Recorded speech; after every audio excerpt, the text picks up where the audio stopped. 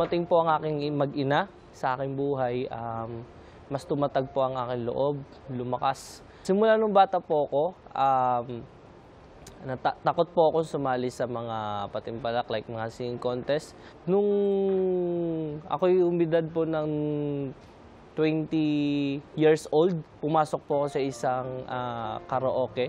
Doon po ako nagbebenta ng karaoke. Simula po noon, medyo natanggal po ang aking hiya sa maraming tao. Doon ko rin po natutunan sumali sa mga contest. Gawa po ng meron na po akong inspirasyon bukod po sa aking magulang. Bilang isang ama, lahat gagawin ko po para sa aking mag-ina. Gusto ko matupad ko yung pangarap ko para sa kanila. Mabigyan ko sila ng magandang buhay. Lalong-lalo na po sa aking anak, mabigyan ko siya ng magandang kinabukasan. Hi, my name is John Paul Avila. I'm 26 years old from Antipolo City. John Paul Avila! Galing naman ni John Paul. Ganda ng kanta. Parang naka-record Ay, Mamang, alam mo ba si John Paul? Isang sales personnel sa appliance center. Hindi halata.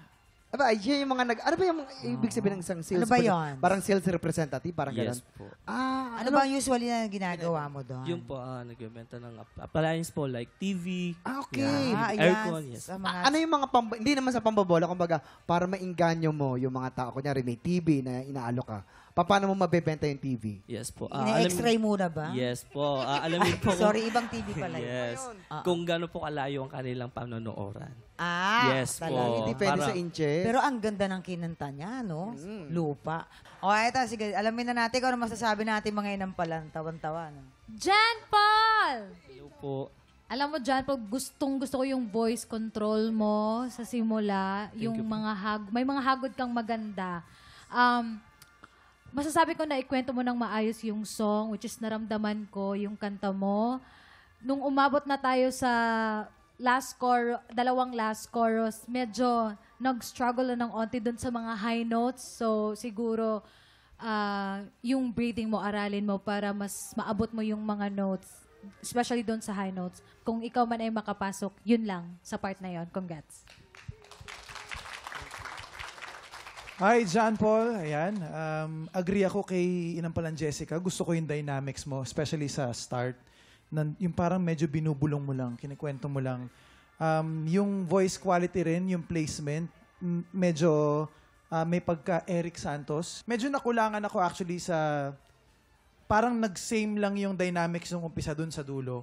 Siguro kaya rin medyo na-flat yung mga matataas na parts, yung kaya't pilitin mong, yung mga panahon, yung mga dulo, parang kinakapos siya ng onte. Siguro konting diin lang. Kumbaga, kung na-access mo na yung nasal na placement, pwede mo rin siyang gamitin para mas ma-hit yung, mas maging, mas masapul mo ng tama, mas maging apinado yung pag, medyo na-flat lang siya. Yun lang, kailangan mo lang bantayan yon para mas maging pulido yung performance mo. Ayan, maraming salamat. Ito na, alamin naman natin kung ilan ang bituin na ibibigay sa ating mga inampalan. John Paul, ito ang stars ko for you.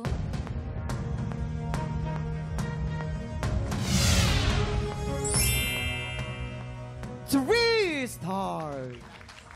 John Paul, ang stars naman na binigay ko sa iyo ay...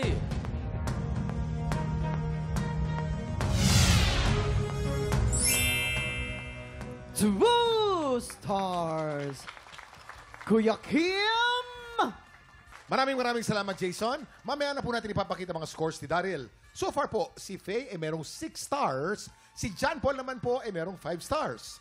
Alamin natin mamaya kung sino kalahok ang hahamon sa ating kampyon. Pero bago yan, tuloy-tuloy pa rin po paghahanap namin ng mga Pilipinong may pusong kampyon. Yayain lahat na kamag-anak at kaibigan na palaban sa kantahan at mag-audition na. Please watch this.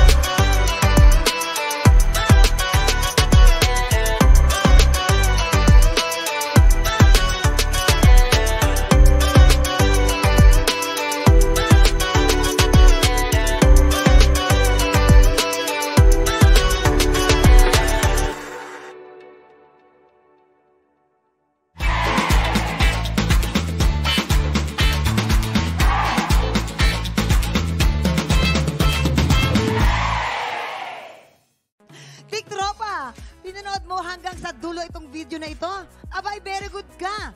For more Happy Time, watch more TikTok Lock videos on our official social media pages and subscribe to GMA Network official YouTube channel.